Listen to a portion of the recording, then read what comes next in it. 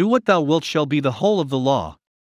Right glad am I to hear that you have been so thoroughly satisfied with my explanation of what magic is, and on what its theories rest. It is good hearing how much you were interested in the glimpse that you have had of some of its work in the world, more, that you grasp the fact that this apparently recondite and irrelevant information has an immediate bearing on your personal life of today.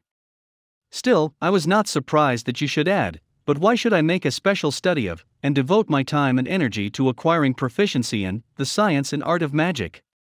Ah, well then, perhaps you have not understood my remarks at one of our earliest interviews as perfectly as you suppose.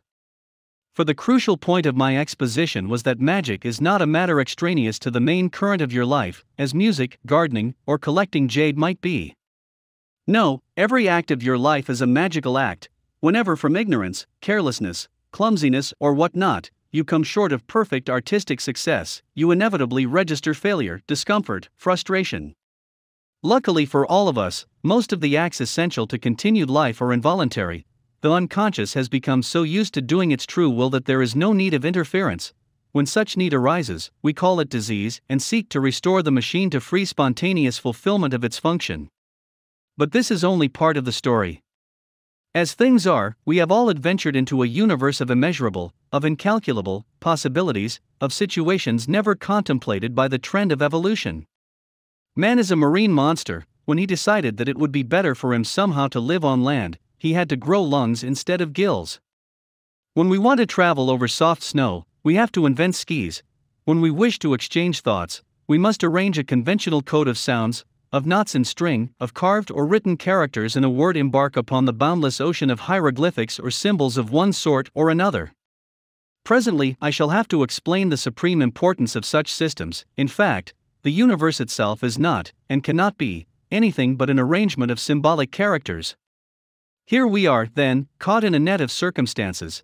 If we are to do anything at all beyond automatic vegetative living, we must consciously apply ourselves to magic, the science and art of causing change to occur in conformity with the will.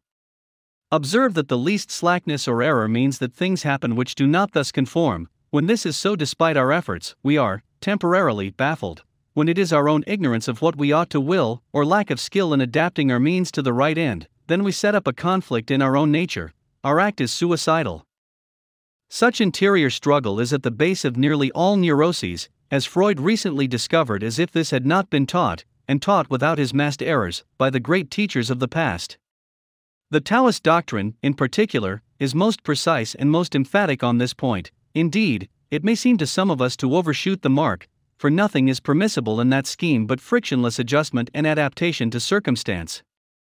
Benevolence and righteousness are actually deprecated. That any such ideas should ever have existed, says Lao Tse, is merely evidence of the universal disorder. Taoist sectaries appear to assume that perfection consists in the absence of any disturbance of the stream of nescience, and this is very much like the Buddhist idea of nibbana. We who accept the law of Thelema, even should we concur in this doctrine theoretically, cannot admit that in practice the plan would work out.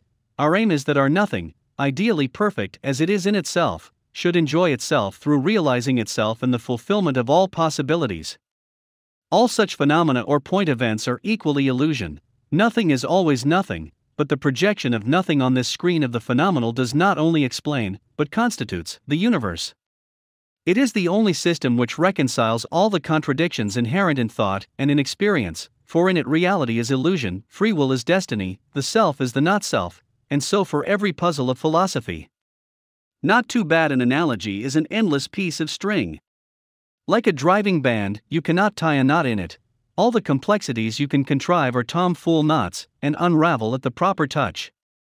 Always either knot or two. But every new rearrangement throws further light on the possible tangles, that is, on the nature of the string itself. It is always nothing when you pull it out, but becomes everything as you play about with it, since there is no limit to the combinations that you can form from it, save only in your imagination, where the whole thing belongs, and that grows mightily with experience. It is accordingly well worth while to fulfill oneself in every conceivable manner. It is then, you will say, impossible to do wrong, since all phenomena are equally illusion, and the answer is always nothing. In theory one can hardly deny this proposition, but in practice how shall I put it?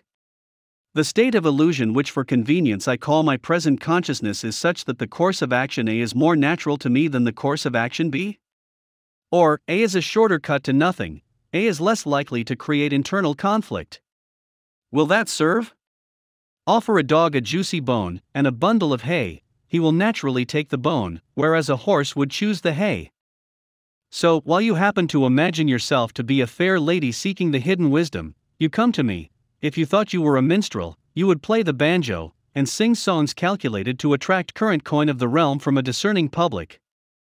The two actions are ultimately identical, and your perception of that fact would make you an initiate of very high standing, but in the workaday world, you are really the fair lady, and leave the minstrel to grow infirm and old and hire an orphan boy to carry his banjo. Now then, what bothers me at this? Have I or have I not explained this matter of magic? Why should I, who have only just heard of it, at least as a serious subject of study, acquire a knowledge of its principles, and of the powers conferred by its mastery? Must I bribe you with promises of health, wealth, power over others, knowledge, thaumaturgical skill, success in every worldly ambition as I could quite honestly do? I hope there is no such need, and yet, shall I confess it? It was only because all the good things of life were suddenly seen of me to be worthless, that I took the first steps towards the attainment of that wisdom which, while enjoying to the full the feast of life, guarantees me against surfeit, poison, or interruption by the knowledge that it is all a dream, and gives me the power to turn that dream at will into any form that happens to appeal to my inclination. Let me sum up, very succinctly. As usual, my enthusiasm has lured me into embroidering my sage discourse with poets' imagery.